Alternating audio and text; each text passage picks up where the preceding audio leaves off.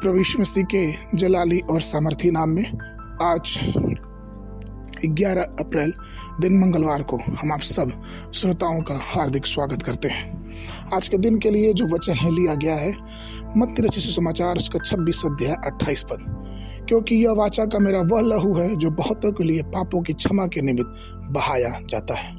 प्रियो, यीशु के लहू की सबसे बड़ी और पहली आशीष पापों की क्षमा है। बिना लहू बहाए पापों की क्षमा नहीं है। केवल यीशु का लहू ही हमारे पापों को दूर करता और हमें शुद्ध करता है। यहूदियों ने अपने पापों की क्षमा के लिए पशुओं की बलि दी और कई लोगों का मानना था कि जानवरों के खून से गुनाहों की माफी मिल सकती है। आज भी कई लोग अपने पापों को प्रायश्चित करने के लिए पशुओं की बलि देते हैं। कई ऐसे देश हैं जहाँ पे बलिदान जानवरों को दिया जाता है और ऐसा विश्वास होता है कि उनके पापों की क्षमा हो गई। लेकिन महत्वपूर्ण प्रश्न यह है कि यीशु हमारे बदले में अपने आप को बलिदान के रूप में क्यों चढ़ाया।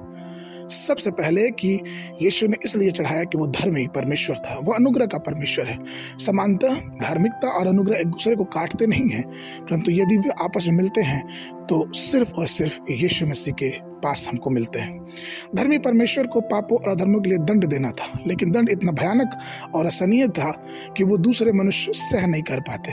यही कारण है कि अनुग्रह में प्रभु यीशु मसीह मनुष्य रूप धर के इस धरती पे आया और उस दंड को अपने ऊपर ले लिया ताकि उसके मारे जाने से हमें छुटकारा मिले।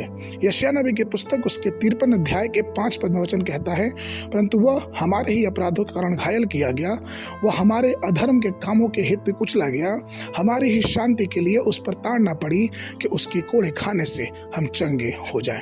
प्रियो, इस विचार को समझने के लिए एक घटना ऐसे बताया जा सकता है कि एक जज ने अपने बेटे को देखा कि वो चोरी के केस में फंसा हुआ है। वो जज अपने बेटे से इतना प्यार करता था कि उससे सजा नहीं देना चाहता था और उस बेटे की जगह जज ने वो सजा अपने ऊपर ले ली। आपको क्या लगता है कि जब अगली बार जब वो जज का बेटा कोई गलती करेगा तो क्या उसे अपने पिता की याद नहीं आएगी? और ठीक वैसे ही परमेश्वर ने हमसे प्रेम किया और अपने आप को मनुष्य रूप धर के इस धरती पे आया और अपने आप को हमारे जगह बलिदान कर दिया। और ये चाहता है कि हम उसके बलिदान के मूल्य को समझें, उस बलिदान के सामर्थ्य को समझें जो परमेश्वर, जो प्रभु यीशु मसीह ने हमारे और आपके लिए चुकाया है। हमें ये जानना चाहिए कि जब भी हमारा जीवन पाप, अंधकार और संसार की बातों में लिपटता है तो हमें उस क्रूस की बात याद आनी चाहिए, जिस क्रूस से हमें छुटकारा है और पापों की क्षमा है।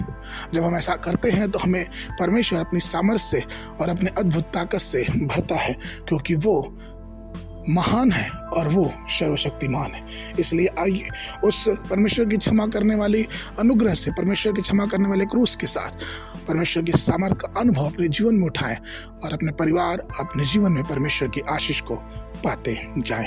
आज के वर्णन के लिए इफिसियों की पत्री उसका पहला अध्याय 7 पद हमको उसमें से उसके लहू के द्वारा छुटकारा अर्थात अपराधों की क्षमा उसके उस अनुग्रह के धन के अनुसार मिला है। बाइबल अध्ययन के लिए सुबह के समय पहला सामुएल की पुस्तक उसका 17 और 18 अध्याय, शाम के समय लूका रचित सुसमाचार उसका 11 अध्याय 1 पद से लेके 28 पद तक। परमेश्वर आप सबको आशीष देवे।